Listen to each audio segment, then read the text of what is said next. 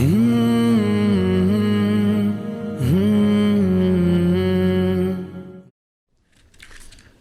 वालेकुम, मैं अबू अमल। मेरे साथ एक ऐसी शख्सियत है जो बेइंतहा काबिल तारीफ़ है। ऐसे मुश्किल वक्त में आप 24 घंटे इस खिदमत में लगे हुए हैं। मेरी मुराद गुड्डूर नारायण रेड्डी साहब से है, जो तकरीबन 400 कोरोना के मुतासरीन की मदद की और ऐसे में आज भी 24 घंटे इस खिदमत में लगे हुए हैं। तब मज़ीद तफसीलात जानने के लिए मैं नारायण रेड्डी साहब से गुफ्तगू का आगाज़ करता हूँ। नारायण रेड्डी साहब, ये बताइए कि आपने ऐसा क्यों सोचा कि मुझे इस काम में, प्लाज्मा के काम में जुट जाना चाहिए। और मैं देख रहा हूँ कि मुसलसल आप कॉल पे कॉल ले रहे हैं, फ़ोन के ज़रिए डोनर से और जिसको प्लाज्मा चाहिए उनसे गुफ्तगू कर रहे हैं। इस पर तफसीली रोशनदारी। मुझे भी जून 17 तारीख को 16 तारीख को मुझे भी कोरोना आया था। तो जब मैं हॉस्पिटल में दाखिल हुआ था, 6 दिन एकदम रूम में बंधा हुआ था। मतलब सिर्फ मैं किसको देख सकता हूँ, डॉक्टर और नर्सेस और वहाँ का स्टाफ। बाकी अगर हमारा फैमिली को देखना है या दोस्तों से किसी से बात करना है तो हम वीडियो फ़ोन के ज़रिए ही बात करते थे। तो उस टाइम पे मुझे ये लगा कि देखो क्या तकलीफ़ है अगर कोरोना अगर किसी को आया। तो मैं ये सोचा अगर बाहर मैं ठीक होके बाहर जाने के बाद, क्योंकि जब भी मुझे डॉक्टरों ने भरोसा दिए थे, क्योंकि बहुत सारे लोग तो जा रहे कोरोना आने के बाद तो मर जा रहे, लेकिन मुझे वो लोग आश्वासन ये दिए थे कि नहीं आप तो ठीक हो जाएंगे, लेकिन एक महीना तो लगता। तो मैं ये सोचा कि अगर मुझे पूरा ठीक होने के बाद मैं इसी सब्जेक्ट में कोरोना बाधित जो लोग हैं, जो विक्टिम्स है या जो पेशेंट्स है, उनका सेवा में लग जाना। क्योंकि उस टाइम पे मुझे तो ज़रूरत नहीं पड़ा प्लाज्मा, लेकिन मैं जब इसके बारे में रिसर्च किया इसमें अपना इंटरनेट में और पूरा गूगल किया और व्हाट्सएप के ज़रिए बाकी माध्यम और हर एक माध्यम से जो मुझे मालूम हुआ कि प्लाज्मा थेरेपी एक बहुत अच्छी चीज़ है। क्योंकि इसके लिए कोई दवा तो पूरा पक्का दवा तो नहीं हुआ, साइंटिफिकली नॉट प्रूव्ड है। कोई भी दवा जो आ जाए पूरा ट्रायल एंड एरर है, ठीक भी हो सकता नहीं ठीक भी हो सकता। लेकिन डॉक्टर लोग क्या कर रहे, रेमडेसिविर भी दे रहे, टोसी भी दे रहे, प्लाज्मा भी दे रहे, फिर हाइड्रोक्सीक्लोरोक्विन दे रहे। तो प्लाज्मा एक सब्जेक्ट है, वो कहीं पैदा नहीं होता, बाहर कोई लेबोरेटरी में तैयार होने की नहीं है। तो मुझे तो अभी फ्री टाइम है, मैं तो ठीक हो गया, मैं कहीं नहीं जा सकता, क्वारंटीन में हूँ। तो मैं अभी अगर बाहर गए तो भी तकलीफ़ है, कहाँ से क्या आता परेशानी। तो उसके लिए मैं ये सोचा कि ये बहुत बेहतरीन टाइम है जो फ्री टाइम है और लोगों को अपन काम आने का काम करना। एक अंदाज़ा, आपने अब तक कितने लोगों की सेवा की इस काम में? इसमें मैं 300 डोनर्स के ज़रिए 400 लोगों का सेवा किया। कभी कभी आप पूछ सकते 300 से 400 कैसा किया। कभी कभी एक डोनर एक ही पेशेंट को पूरा 2 यूनिट देते हैं। कभी कभी एक डोनर 2 यूनिट जब देते हैं तो 2 पेशेंट को हम बांट देते हैं, क्योंकि कभी कभी डॉक्टर उनको प्रिस्क्रिप्शन करते हैं एक ही डोज बस है, एक ही यूनिट बस है बोलते, तो हम थोड़ा ऐसा डिस्ट्रीब्यूट करते हैं। इस पेशेंट से मुतासिर लोगों की कैसे आपको लिस्ट हासिल हुई? लिस्ट मैंने बहुत गवर्नमेंट से लड़के मैंने तो डिपार्टमेंट के ज़रिया और हॉस्पिटल के ज़रिया मैंने हासिल किया। बहुत मुश्किल हुई, क्योंकि एक तरफ से देखे तो मैं पॉलिटिकली मैं तेलंगाना स्टेट कांग्रेस का ट्रेजर हूँ और गवर्नमेंट तो फेल हो गया, इसमें नाकामयाब रहे वो लोग। कोई भी चीज़ में, टेस्ट में भी हो या प्लाज्मा थेरेपी में हो, वो लोग कुछ इसमें इंटरेस्ट ही नहीं ले रहे। तो लोगों का, गरीब लोगों का स्पेशली जान के परवाह ही नहीं है गवर्नमेंट का। मुख्यमंत्री को परवाह नहीं है, ना उनका मंत्रिमंडल को परवाह है। तो मैं तो जब बहुत ही लड़ाई किया इसके बारे में, एक वीडियो एक मैसेज करके छोड़ा था, तो उससे बहुत ही हर्ट हो गया वो लोग। मतलब ऐसा तरीके से बोला कि देखो तुम लोग आदमी है या जानवर है। जब लोगों का जाना जा रहा है तो आप टेस्ट से भी पीछे है और ट्रीटमेंट में पीछे है। हॉस्पिटलों में ऑक्सीजन नहीं मिल के लोग मर रहे हैं और वेंटिलेटर नहीं मिल के लोग मर रहे हैं। कम से कम ट्रीटमेंट में जो थेरेपी है, ये जो ICMR Indian council of medical research ने लाइसेंस दिया है अपना स्टेट को, तो गांधी हॉस्पिटल और पहले तो ESI हॉस्पिटल को दिया था, अभी बाकी पूरों को दे दिया। क्योंकि इसके ऊपर एक कमेटी भी डाले, वो है ethical committee on plasma therapy. आपको आसानी से हासिल हो रहे हैं जो लोग प्लाज्मा डोनर्स ने? आपके लिए कुछ कन्विंस करना पड़ रहा है? नहीं, बहुत कन्विंस करना पड़ता, क्योंकि इनको ये बात बोलना कि देखो भाई मैं फ़लाना गुड्डूर नारायण रेड्डी हूँ, मेरा फ़लाना है, मैं प्रेसिडेंट हूँ, मेरा उम्र 58 ईयर्स है, मेरा वज़न इतना है, मैं दिया सो हूँ, इस उम्र में मैं दिया, आपका तो उम्र 35 साल ही है, दिए तो बहुत सवाब की बात होती। किसी को मियाँ को बचा रहे, किसी का बीवी को बचा रहे, किसी का बेटा बेटी को बचा रहे। तो जब उनके अंदर से दिल से जो दुआएं निकलते वो बहुत पावरफुल रहता। समझो आप, ये बहुत ही बड़ा दान है बोल के हम समझाते हैं। तो कोई गरीब प्लाज्मा डोनर क्या पैसे की भी डिमांड करता है आपके साथ? पूछे हैं, मैं इतने लोगों से, मैं हज़ारों लोगों से बात करा अब तक। मैं कम से कम 5,000 लोगों से बात किया होगा मैं। तो मुझे ये मालूम अब तक 4-5 लोग पूछे हैं जी। साहब कुछ पैसे भी मिलते क्या? हम बोले कि नहीं, पैसे नहीं मिलते। देखो भाई, पैसे का बात नहीं आता, ये सिर्फ एक आदमी दूसरा आदमी का मदद करने के लिए सेवा कर रहे, ये फ्री सेवा है और कोई पैसे नहीं है।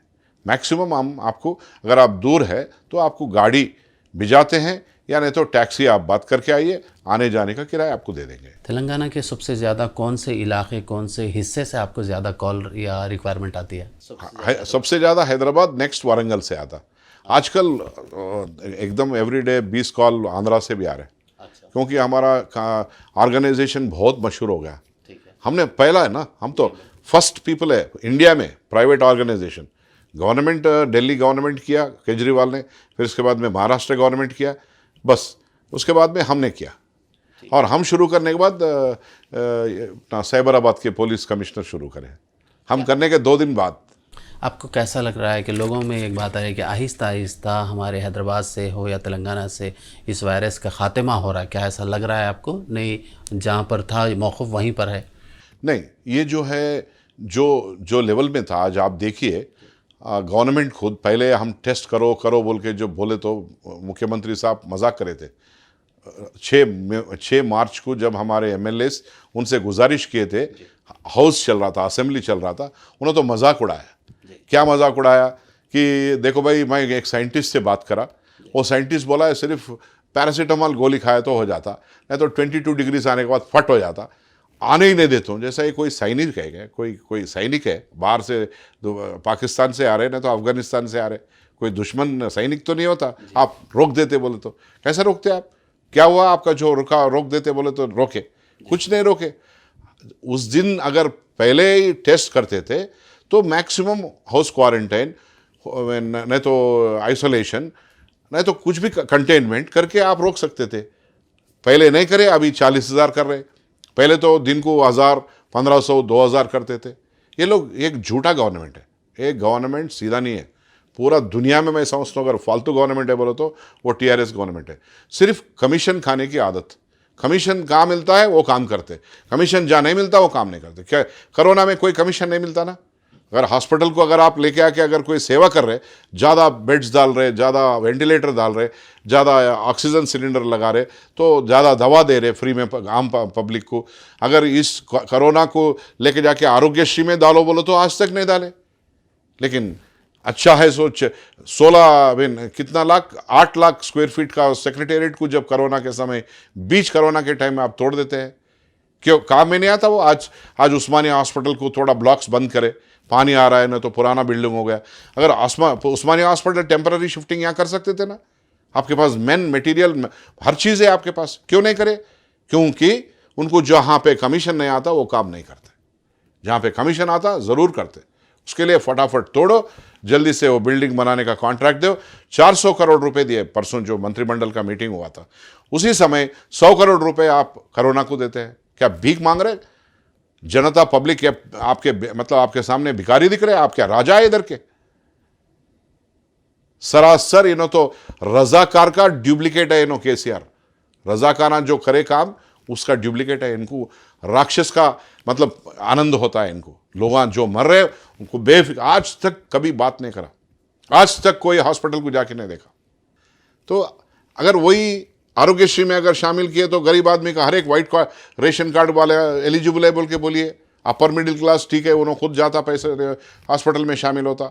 आज ओल्ड सिटी में आप देखिए कितने गरीब लोग हॉस्पिटलों में आ रहे, कोई आ रहे, या वो लोग खुद घरों में ऑक्सीजन सिलेंडर लगा के डॉक्टर के जरिया टेलीफोन में ले लेके, तो थोड़े लोग तो मर जा रहे, बस थोड़े लोग तो जी के बाहर आ रहे, जिनकी किस्मत है वो जी रहे। तो ऐसा नहीं होता ना। जब मुख्यमंत्री है, ये मुख्यमंत्री का मतलब है पूरा स्टेट का बड़ा पिताजी के जैसा है। बड़ा पिताजी हर एक बच्चा इक्वल बोल के देखना। सिर्फ अपना बेटा, सिर्फ अपना बेटी या अपना बांजा, सिर्फ बंगारू तेलंगाना बोलो तो सिर्फ हम ही प्रगति भवन में रहते, हम ही एक 100 एकड़ का फार्म हाउस में रहते, पूरा हम ही खाते हज़ारों करोड़ रुपए, गरीबों को नहीं बांटते बोल के जो सोच है इनका, ये बहुत ही फालतू है। लोग तो थू बोल के बोल रहे हैं। हो सकता है आपका बैकग्राउंड कांग्रेस पार्टी के, आप बड़ी जिम्मेदार शख्सियत है, आप आने वाले इलेक्शन में आप ये सर्विस देकर ये अवाम को बताना चाह रहे होंगे, वोट हासिल करने के लिए आपके पीछे ये इल्ज़ाम लगा हुआ है। ना मैं तो कोई एरिया का कोई बड़ा लीडर नहीं हूँ। मैं स्टेट का ज़रूर हूँ, कांग्रेस पार्टी का मैं ट्रेजरर हूँ। मैं यही नहीं, मैं कभी भी हर साल मैं लोगों को, लाखों लोगों को पानी बांटता हूँ। मैं लोग मुर्दे हैं जो मर गए से लोगों का अंतिम वाहन देता हूँ। मैं कितने के लोगों का शादी करता हूँ, पढ़ाई के लिए देता हूँ। ऐसा कोई वोटों के लिए नहीं कर रहे हमने गरीबों के, ये जैसा ही आया हम हज़ारों सैनिटाइजर, हज़ारों मास्क भी हम दिए हैं। एक वोट मांगने का टाइम थोड़ी है। दूसरा आदमी जो तकलीफ़ में है, जो उसका अवेयरनेस नहीं है, उनको अवेयरनेस ला के देखभाल करना है बस। ऊपर वाला हमें दिया है, हमारा पेट भरा हुआ है तो और कितना खा सकते हैं। अगर खाने का भी है तो ऊपर हमारा खुद का भी पैसा खाने का है तो दूसरों को थोड़ा बांटने में जो खुशी मिलती है, जो सवाब मिलता है, वो दूसरे तरीके से नहीं मिलते। हर चीज़ वोटों से नहीं देख सकते।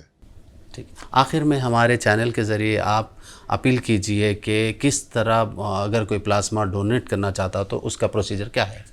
मैं गुजारिश करता हूँ, जिनको भी अगर कोविड आके ठीक हो गया, स्पेशली जो सिम्टोमेटिक पेशेंट्स थे, एसिम्टोमेटिक काम का नहीं है, जो कुछ भी नहीं हुआ, उनको बुखार नहीं आया, खांसी नहीं आया, कुछ भी बदन में दर्द नहीं हुआ, यानी तो वॉमिटिंग नहीं हुआ, वैसा सर में दर्द नहीं हुआ, वैसा आदमी का प्लाज्मा मोस्टली नहीं रहता, 95% लोगों को नहीं रहता। लेकिन जिनको बहुत तकलीफ़ों से गुजरा, जो भी कोरोना पेशेंट, उनका प्लाज्मा ज़रूर बहुत कामयाबी की चीज़ होती है। अगर वो वैसे लोग अगर किसी को अगर प्लाज्मा अगर डोनेट किए तो वो या 2 लोगों को काम में आ सकता है, 1 आदमी को काम में आ सकता है। ज़रूर ये सिम्टोमेटिक पेशेंट का अगर प्लाज्मा दिए, दान किए, तो वो आदमी बच सकता। तो समझिए कि अपना प्लाज्मा जो दे रहे, कोई ताकत अपने शरीर के अंदर से जाने वाला नहीं है। फिर 3 दिन के अंदर वो प्लाज्मा अपना शरीर में फिर रिप्रोड्यूस होता है। कोई डरने का बात नहीं है, उससे कोई रिएक्शन, कोई चीज़ नहीं होने वाला है। और बहुत सारे लोगों को ये डर रहता कि अरे अभी मैं हॉस्पिटल से आया, 1 महीना मैं आइसोलेशन में रहा, रूम में रहा, मैं बड़ी तकलीफ़ में हूँ, मेरा बदन में दर्द है। ये पक्का है कि हर एक का बदन में दर्द रहता, 2-3 महीने तक रहता।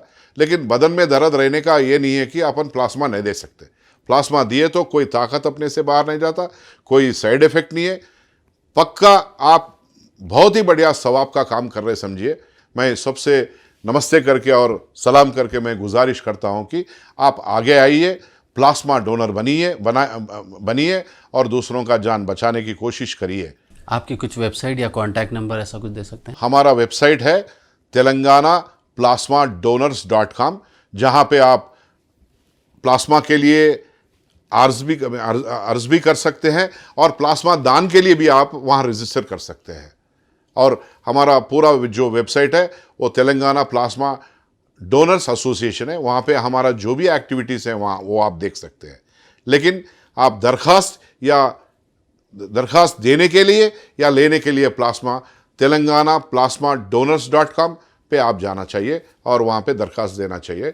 और टेलीफोन नंबर से हमारे 9848044479। शुक्रिया आपका। शुक्रिया।